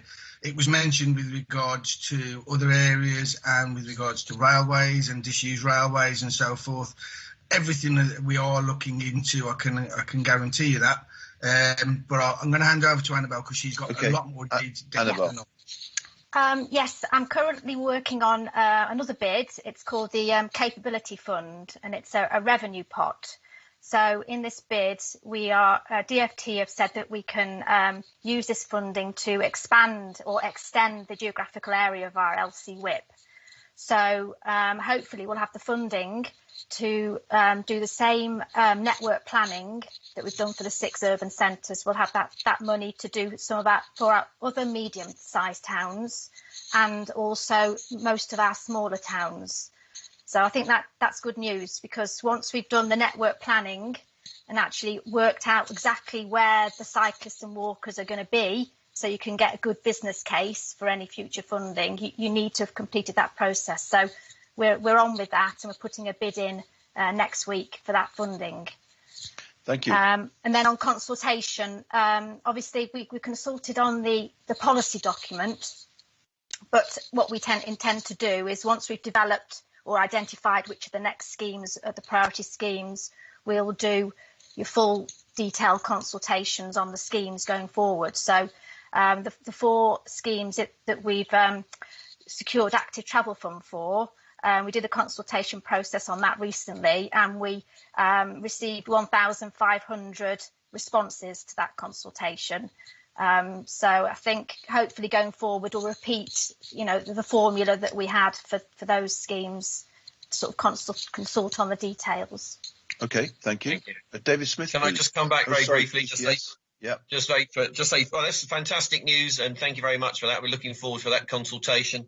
And I know that there's some other work going on with a thing called the Bigger Better Fund as well for Route 55 and other things. And it'll be great if we could link all that together and make one whole package of something that could then linked into the moorlands. And I'd be very grateful if you could maybe talk about that, depending on what happens on May the 6th. And even the rest of Staffordshire, Keith. Yeah, and the rest of Staffordshire as well. But yes, I'm just being slightly parochial there. Apologies for that. You were, weren't you? Yeah, not to worry. Let's move on then. Cheers, David, are you going to be parochial, or do you have a nice strategic question for us? David, it's over to you. Chairman, David, thank you very much. You're asking for further feedback, and perhaps I can offer you some further feedback.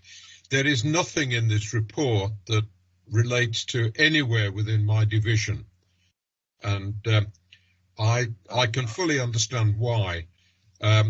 My division is very, very popular with leisure cyclists, and during lockdown, our roads have been relatively deserted.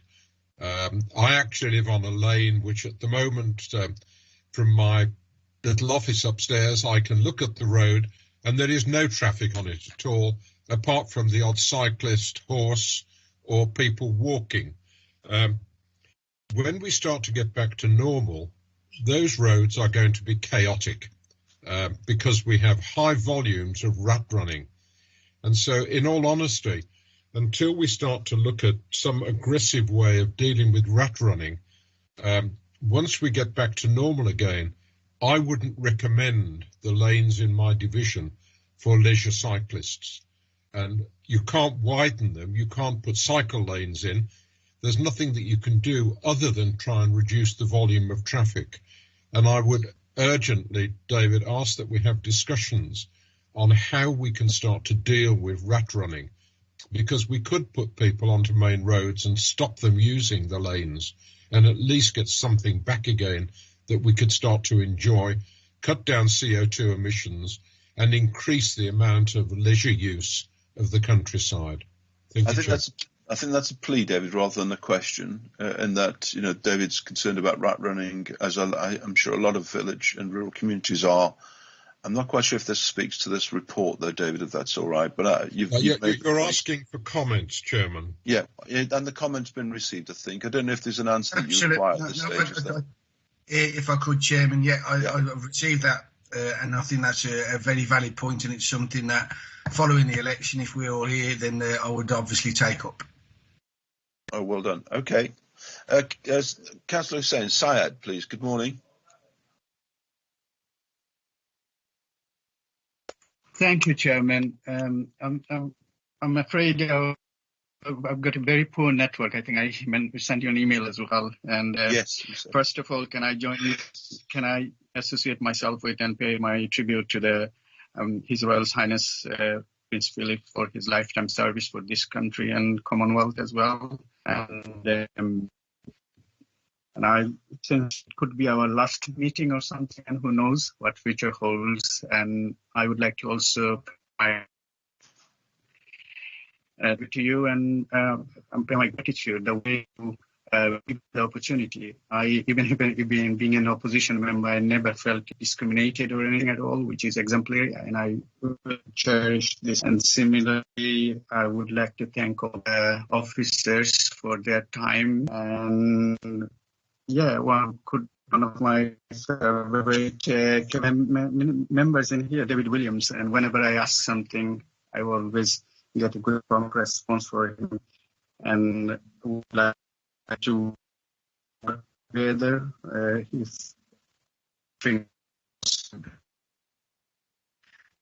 Chairman, if I may quickly manage the report, and especially table 11.6 to 15, page 222, especially the cycle corridor in my divisions in Blackpool Street, Trent Street, and Branston Road and Winchester Drive area. Basically, in essence of it, what we can see that there is an acute existing parking problem there, and most of them are Victorian Terrace. And what the residents want, they want to participate in a wider consultations, and I would be grateful if you can, they let their voice heard or anything. And I got the full report, our comments in conjoined together, and I understand with this limited time I cannot present everything together. If you allow me, I can send it via email to the relevant members and yourself as well for further consideration. That would be really useful if you got something more detailed that you want some answers on. If you mind. Yeah. Send that in.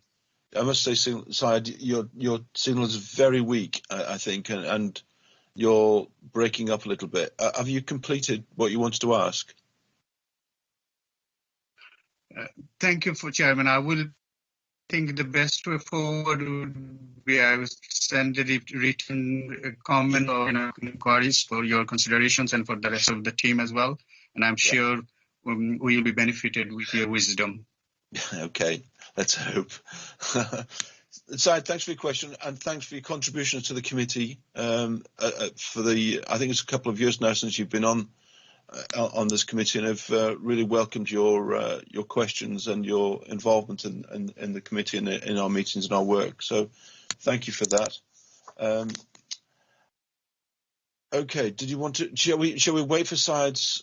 Do you want to wait for Syed's email? I think which would probably give a bit more clarity, because it was very weak, the signal there, wasn't it? Unless you've got enough to go on now, Annabelle. Yeah, I think Syed was talking about a specific route, Blackpool Street, that I have actually responded to on their concerns. Yeah. Yes, I think the problem with cycling, we aren't just reallocating road space and putting brand new segregated expensive cycle routes everywhere. There's a lot of roads out there that just need this traffic calming.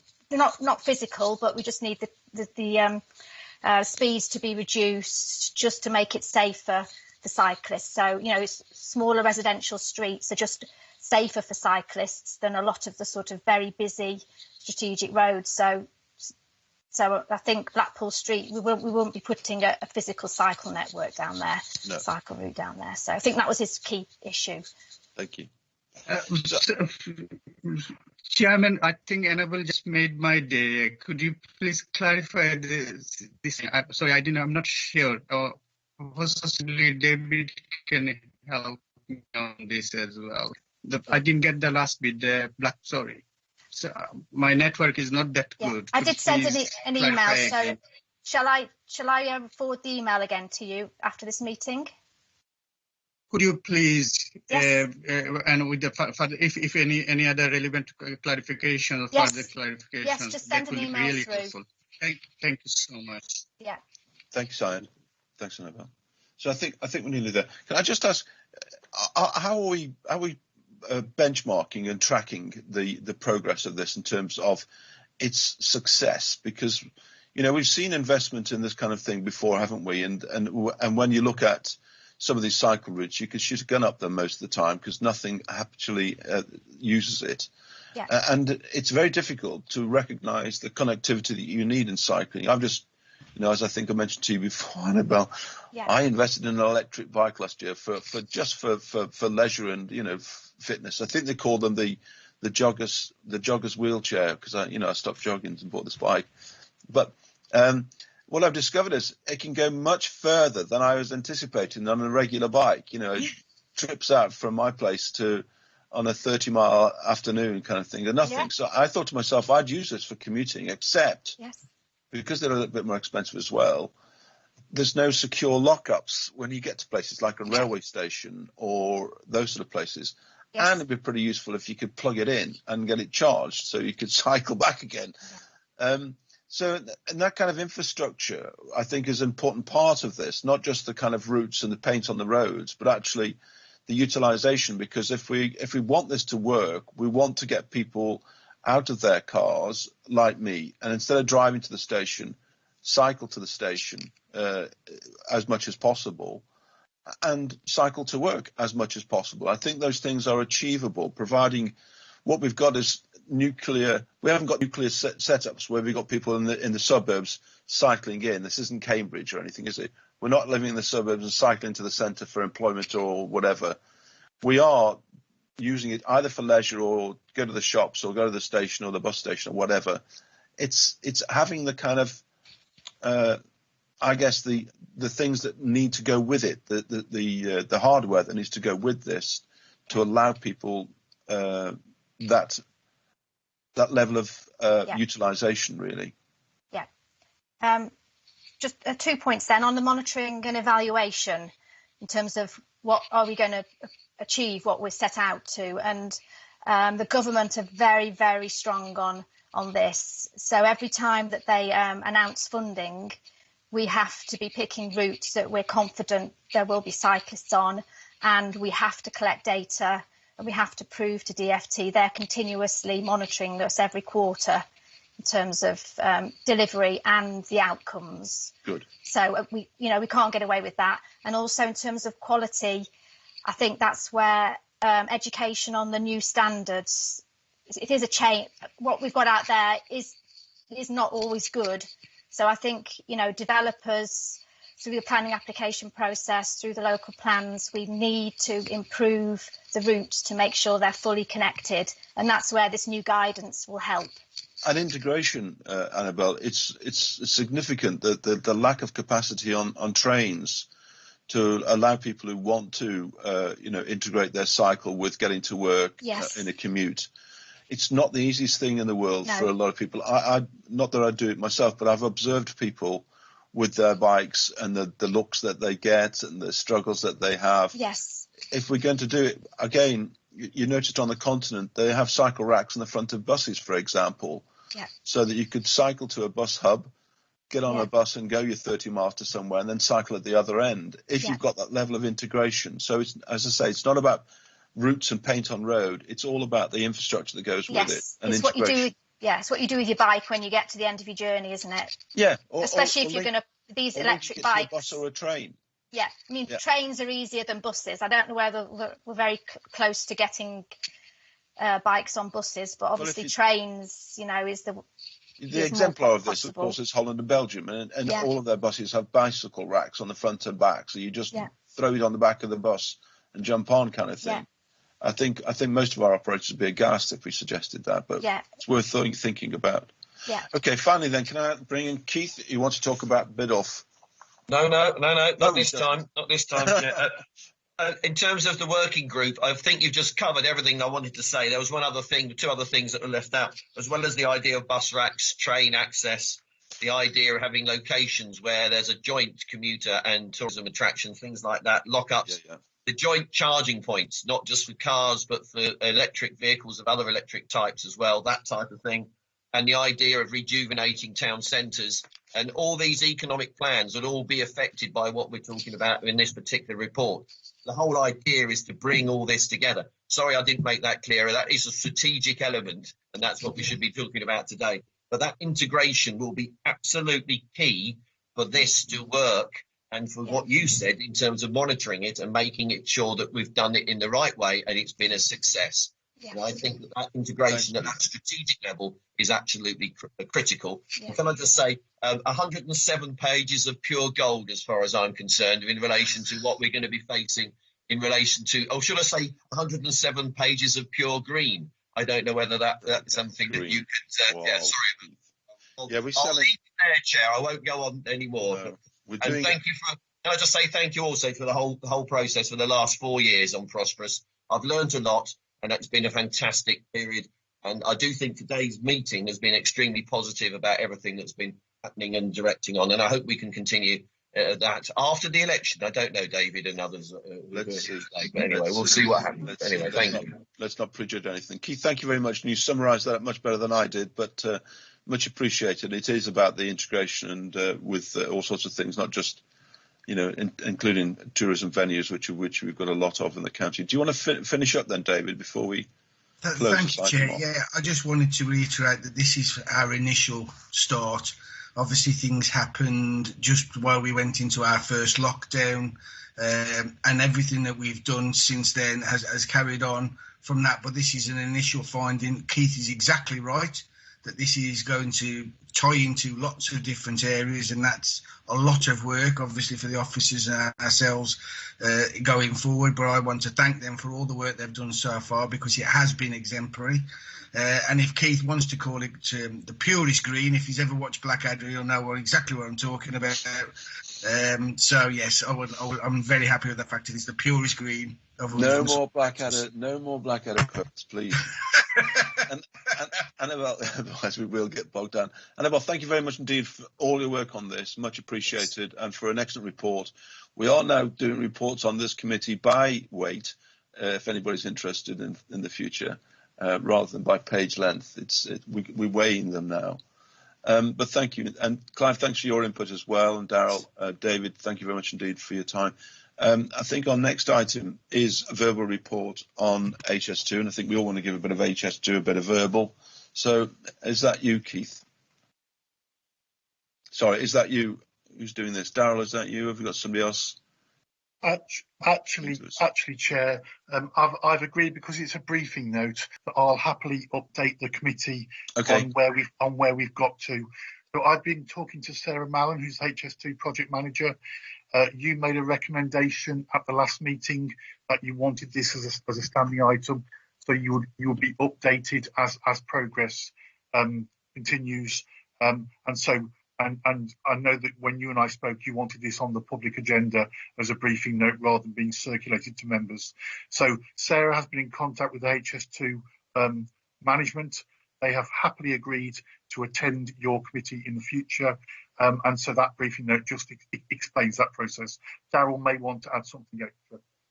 Well, if we can post-election, when this committee is reformed and appointed by the council, if we can bring that to the attention of that committee to perhaps bring HS2 people in front of the committee, that would be really useful. Daryl, is there anything you wanted to add? It's just, Chair, that the paper, if people haven't had a chance to look at it yet, recommends that every quarter HS2 plus any key contractors that are relevant to the work that's been done in that previous quarter are brought to the committee to update the committee and take any questions. All HS2 have asked as part of that is if there are any specific questions that can be sent to them in advance, so they can make sure they have answers for you, which I think makes the whole session more useful overall anyway. So that's the recommendation from the officers there for you, Chair. That's understandable. Thank you very much. And thanks for that, Nick. David, did you want to ask a question, David Smith? Yeah, Chairman, can I just make a point which might clarify what we bring to this committee? The problem that we have, I sit with Hints Parish Council that have got major problems with HS2. It is an absolute string of items which have been raised with HS2. So every time that Hints Parish Council meet, they can't deal with any of the outstanding items. So it means that the meetings get a bit thin. My suggestion would be that if we're going to give advance notice to HS2 on what they're going to come here and talk to us about, they ought to give us a review of outstanding items, possibly not for us to debate them, but we ought to know what the issues are that have been raised across the county by the various parish councils, because as at this moment, I think we might find that we will only be able to raise new issues with HS2, not to discuss any of the outstanding items. So I really would suggest that we look very long and hard at that. Thank you, Chairman. Yeah, I think David, you're right. We're not going to invite them to the first meeting, but if it is that the new committee would then consider how it wants to set the exam questions, if you like, for HS2, and think about what we want them to come and talk to us about. I think that's what they're looking for. I don't think they're looking for question 1, question 2. I think they're looking for the exam question, really, and how they can respond to it so that they're prepared and bring the right assets to the meeting. Darryl, did you want to come in on that? Yeah, I think if Nick and I just capture the conversation here, but post-election, the new committee, it feels like one of the first questions on the list is how many communities you're engaging with, how many issues have they raised, how many have you dealt with, and how many are outstanding, and what is your timescale for dealing with them? So rather than getting into the detail of each individual one, we can go back and assure our communities that we're holding HS2 for account for that. Exactly. So that would be an obvious one as one of the top questions, but we'll capture that for you and bring it to the new committee. If you could bring that as a brief kind of thing that we can then add to or discuss. David? Chairman, that would be very helpful, because at the moment the parish councils are not being briefed properly on outstanding items, and I think it's an issue that we as a committee could assist parish councils with by letting people know where the progress is. HS2 are not very cooperative with the local community, to say the least, and Sarah is doing a fantastic job on behalf of the county, but we have problems, Chairman. Well, David, let's see if we can unlock some of that. Thanks very much. Nick? It was only to support exactly what Darryl's just stated. I don't think it's this committee's role to get involved in parochial issues, i.e. to go through HS2 and each individual member's area. I think Darryl summed it up beautifully. It is this committee's role to look at Staffordshire and the effects and the impact, but to pick up those issues, which Sarah is very, very aware of. I say, I'm only adding to what Darryl said because Darryl summed it up perfectly. No, absolutely, and I think Darryl's point also about holding them to account on behalf of those communities that feel as though they do need answers on certain things, not specifics, but are they dealing with them and how are they dealing with them and what's outstanding and that sort of thing. So, yeah, really good.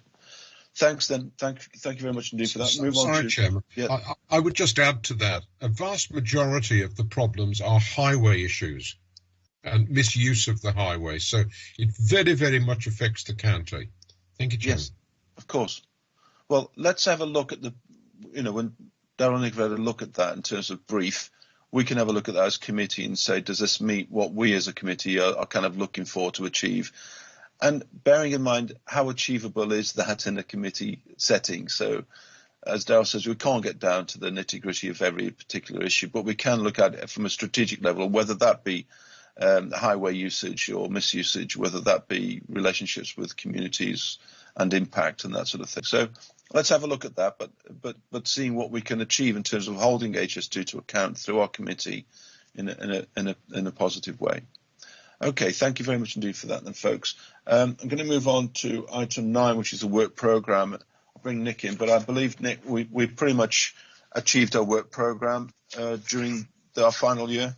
I think so, Chair. So you have your final work programme at the end of a four-year term. There are some outstanding items which will be presented to the new committee post-election. You have had a number of recommendations today about future progress reports regarding, I think all of your reports today, actually. Certainly, whether you want to recommend to the new committee that they carry on with the economic growth quarterly update. You've been offered and you've asked for a 3-month update on the training and skills. And I think you've also asked for some items to bring forward out of the community learning plan. Yeah. So those are the suggestions that I will put into a draft work programme for the new committee to consider in June. Yeah. So the kind of carryover then, members, as Nick says, will be carried forward to the new committee for their consideration in terms of whether they include or how they included the stuff that we're looking at in terms of updates on reports that we've been looking at this morning and other issues, and of course the new area of HS2 accountability. So that all seems fine and satisfactory as far as I'm concerned. I hope members are happy with that. We have achieved quite a lot over certainly the last year and the last 4 years as a committee, although I've only been chairing it for I think it's 3 years now. Okay, final item on the agenda then is item 11, which is exempt. Oh no, I must move that. You need to move the exemption paragraph, Chairman. Yeah, I'm moving the exemption paragraph. And then I will advise you when the webcast goes off. Thank you. Thanks, Nick. So item 10 then is exclusion of the public, and that I move that the public be excluded from the meeting for the following items of business, which involve the likely disclosure of exempt information as defined in the paragraphs of Schedule 12A as amended of the Local Government Act 1972, which are indicated below. If you could just pause there, Chair, I'll let you know when the webcast goes off. Yeah.